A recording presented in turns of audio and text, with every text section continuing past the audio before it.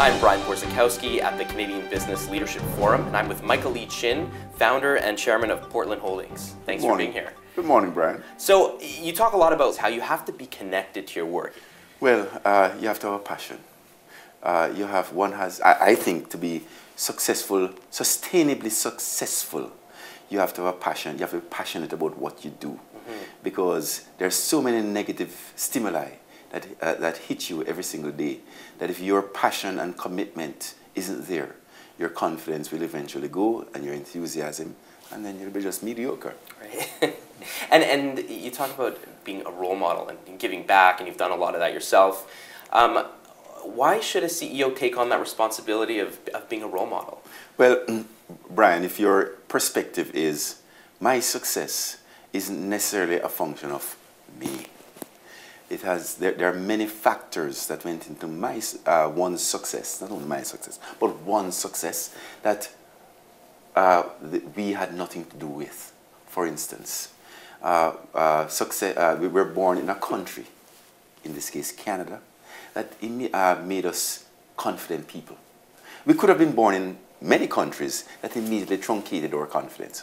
We didn't choose the country in which we were born. We were blessed. Secondly, we're born to parents who made us confident. Again, we didn't choose our parents. We could have been born to derelict parents and it would have been different. The outcome would have been different. So we didn't choose our parents. We're blessed. Lastly, we could have been born in an era that you were not well suited for. So there are many factors that go into a successful person that successful person had nothing to do with. So my perspective is, I realize that my success is also a statistical improbability. So therefore, realizing what I just mentioned to you, and the fact that my success is a statistical improbability, I have to ask myself the question, what do I do with these blessings? Do I just shower them on myself? Or do I make sure that the podium I have, I use as an inspiration for others to look towards how they too can look within themselves and find the positives and and optimize their potential. How do you choose what to give back to? I mean, there are so many different things you can do. How do you decide? The important thing is to define a philanthropic philosophy, right? What it is you truly emotionally would like to help, and not too many things, one or two, right? Because you have lots of people will be coming at you. You have to be comfortable in saying no. Right. Here is my philosophy. If your project falls within the ambit of my philosophy, no problem. What there's been a lot of crisis over the last couple of years in the markets, and you've talked about finding opportunity in crisis. And how does a leader do that?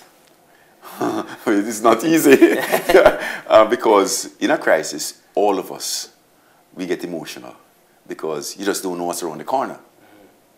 So if we allow our emotions to run wild, it will be a calamity.